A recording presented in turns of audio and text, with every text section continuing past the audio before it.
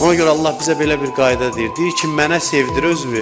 Mən səni sevsəm, başqalarına da səni sevdirim. Özünü dağa daşa vurma. Qəlblər mənim əlimdədir. Mən səni sevim, məhəbbəti ürəklərə salıb. Gedib ona buna xidmət eləyib simovu itirmə. Xidmət eləyi Allah üçün elə.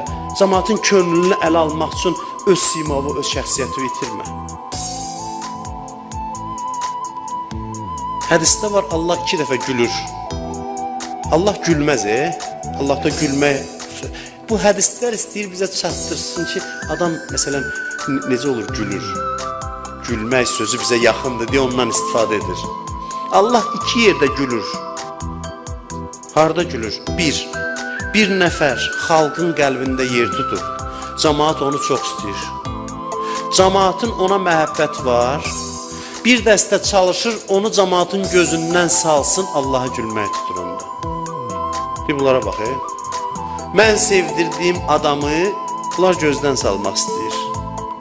Cəmaatın qəlbi mənim əlimdədir. Bunun məhəbbətin ürəklərinə salmışam. Bir dəstə gecə gündüz çalışır ki, bunun sevgisini ürəklərdən çıxartsın.